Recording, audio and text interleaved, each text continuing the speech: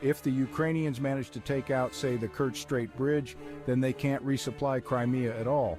And all of a sudden, half of the occupied territory turns into a giant shield of exposure for the Russians. That could really change the math. Another possibility. What the Ukrainians are doing right now with using long and short-range drones to target Russian refineries is having a very real impact on the ability of the Russians to process crude. And the Russian pipeline system is not like the American system.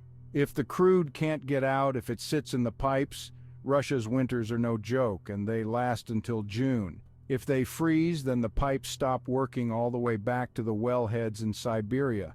And if the wells freeze because there's nothing moving, you have to re-drill those wells. So when you had that sort of backup from 1989 to 1992, it took the Russians 30 years to get back to their Cold War levels of oil production. That would destroy their income stream. Oil is the single largest line item for them for income, and without that income, the Chinese and North Koreans, for example, Iran, aren't going to be supplying them with equipment. That's a different sort of war. This is from Jesse Waters Tucker's. Fox, what if terrorists use these new technologies inside the U.S.? Just a few of them could take out critical targets in a coordinated attack. Yeah, it's like what we're seeing here. Here is the democratization of high-tech in military affairs. So, the last time the world went through something like this, it was the American Revolution, when the Americans started moving barrels worth of gunpowder into British ships and blowing them up. As that democratization of technology spread out, we got, among other things, the French Revolution. So yeah, this is a big deal because now we've got enforcement, and so we're going to have to make some very uncomfortable decisions as a society. We may have pioneered this over the last 20 years in the war under terror with drone weaponry, but it's taken the Ukraine war to prove that all it takes is a motivated dude and a soldering gut. Yeah, I mean, think of what happens to crime or, say, the cartel wars in Mexico if it's not one of the things we've been doing with drones so far in the United States, especially when it's going to be an assassination program that goes right up to the president. And that was because of Barack Obama. He wanted to personally sign off on everything, but he built no institution to carry that beyond him. So Trump comes in. Trump doesn't want to have day-to-day conversations about assassinations. He just wants them to happen, so he just kind of waved it off, and now it's done by a subcommittee at like the colonel level within the military that is not recorded. That was when one government, the United States, had near monopoly control of this technology. Now the cost of it has come down. It's not as robust. It doesn't have the range. It doesn't have the accuracy. It's not linked to satellite targeting for the most case, but anyone with a controller can put one of those little nanny cams. You guys are old enough to remember nanny cams, right? Remember when that was new? And for $5 you get a nanny cam you like, put it on somebody's doorpost so you could spy on them. Yeah, you put one of those on a drone with a small explosive, anyone can do it. The next wave of crime is going to take that into account. Next wave of drug smuggling takes that into account. And so we're going to have to deal with this as a society because the only way to counter a technology is by using the technology. Now all of a sudden we're talking about law enforcement having, warrant-free surveillance ability in order to prevent crime. That has implications not just for public safety but for civil rights. So we have a whole new series of domestic challenges to unpack, and we're going to be doing it in the next 5 years. The alternative is just the bad people use it. And while the FAA may think that's the solution because it leads to control the airspace, whatever, that's not going to work for the rest of us. I don't have an answer for you. My job is to show people the profits using the Houthis. Yeah, so the Houthis are using much more sophisticated weapons that are being provided by a third party, Iran.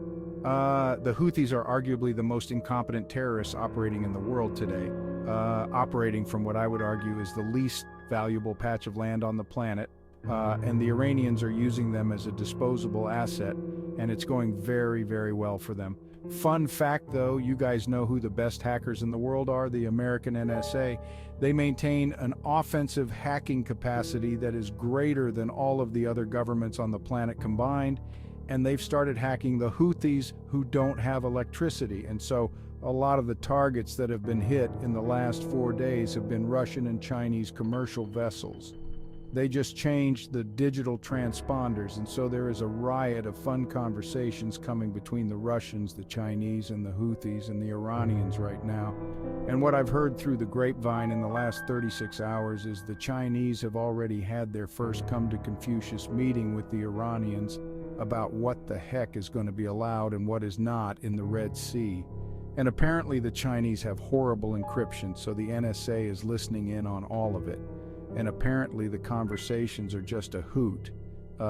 We are not toothless in this fight.